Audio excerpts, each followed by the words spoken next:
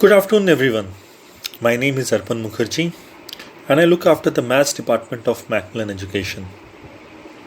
I understand that we are going through challenging times. It is very difficult to go to the classroom and interact with the students. But at the same time, we have to ensure that learning doesn't stop. We have to find different ways to get in touch with our students. One of the best ways, is through video conferencing or through any other tool which we can sit at home, even the students can sit at home and we get in touch with them. We can teach them, we can find different ways of teaching them, different ways, different methods or unique methods, I should say, of doing maths. So today's session is, more of finding a new way, a different way of doing the concepts of maths. So let's start the concept of division. We'll try to solve a problem of division using hands-on material. That could be new for the students and very interesting also. This will keep them engaged. Let's see. So let's take a division question of 327 divided by 2. I'll again repeat the question. The question is 327 divided by 2. To start with, we can use hands-on material, or we can say that we can use concrete objects. Let's see what are the concrete objects. So when I say 327, in 327 there are 3 hundreds, 2 tens and 7 ones. I'll just represent this number using hands-on material.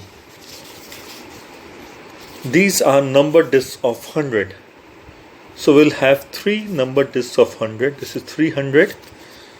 Then we'll have 2 tens, 20. And then we can have number discs of 1. So we can have 7 number discs of 1. This is 7. So this is 327. We always don't need to have the physical material with us. We can also draw on the paper. We can also draw on the board when we are in the classroom. Now, when I say that 327 has to be divided by 2, we can say that 327 has to be divided into 2 equal parts. Fine, I think I'm quite clear on this. 327 divided by 2 means 327 has to be divided into 2 equal parts. Let's see how we can proceed with that. I'll show you the PDF and then at the same time I'll explain you in the background. Now this is the PDF I was talking about. The question is 327 divided by 2, as you could see on the screen. Now when we start dividing from the hundreds place, a child may ask that why I have to write 1 on top of 3. Okay, that is a sort of rote learning. If we answer the child that we have to learn the multiplication table of 2 and nearest to 3 which we can get is 2 into 1, 2. So write 1 on top of 3. This is one way of explaining, but we are trying different ways using hands-on material to explain why we have to start writing 1 on top of 3. So as we have just seen that concrete objects can solve this problem, let's see how we can use this hands-on material to solve our problem. Now let's see. To start with, let's see the first box. Let's assume that there are 3 hundredths in the first box, 1, 2 and 3. Let's assume that there are 3 hundredths in the first box. We have created 2 boxes just because there are 2 hundredths. It has to be divided into 2 equal parts.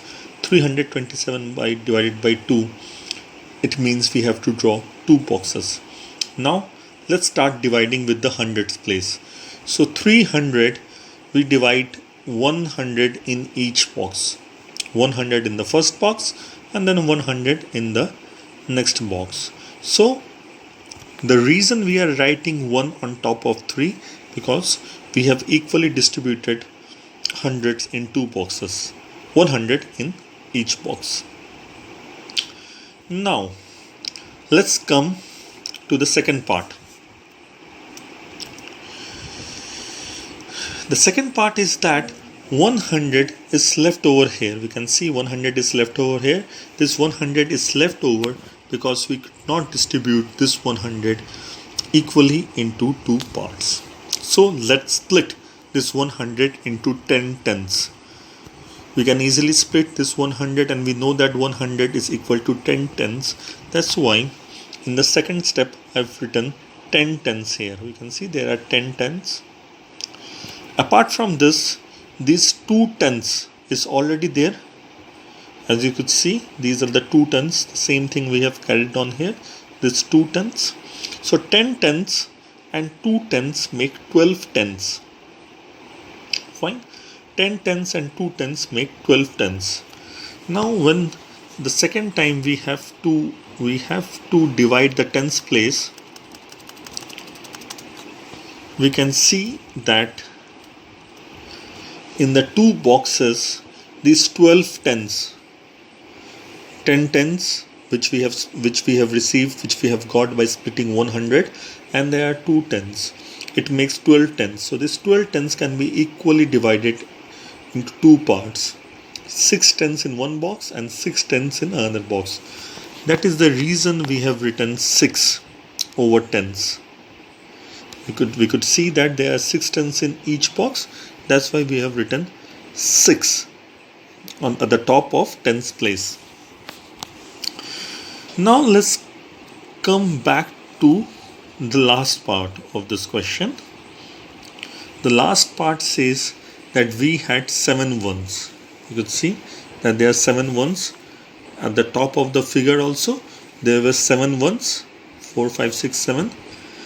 So when we have to divide 7 ones into 2 equal parts, we have divided 3 ones in one part and 3 ones in another part.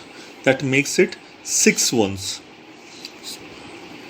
Okay, so 3 in one part, 3 in another part. That is the reason we have written 3 in the ones column.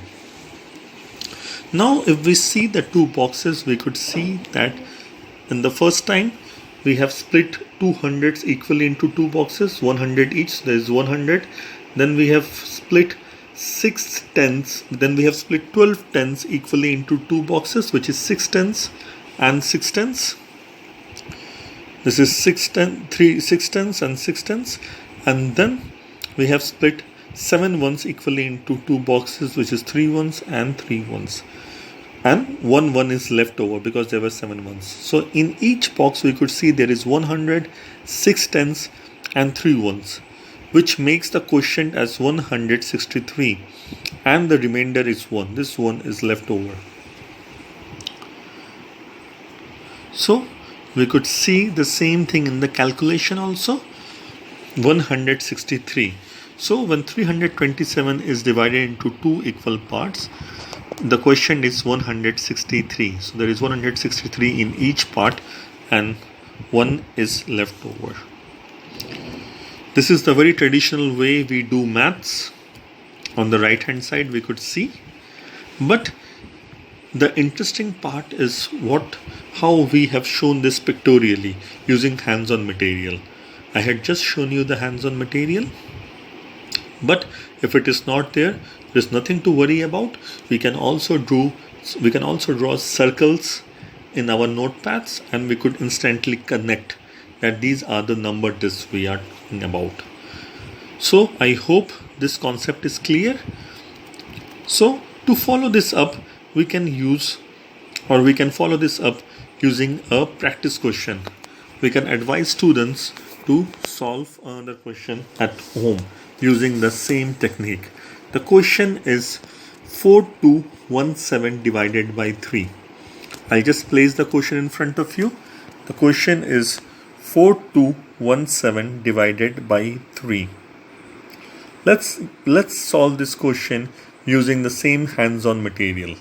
We can draw pictures in our notepad and we can try solving that. We can give this task to the students so they can do it at home. Thank you.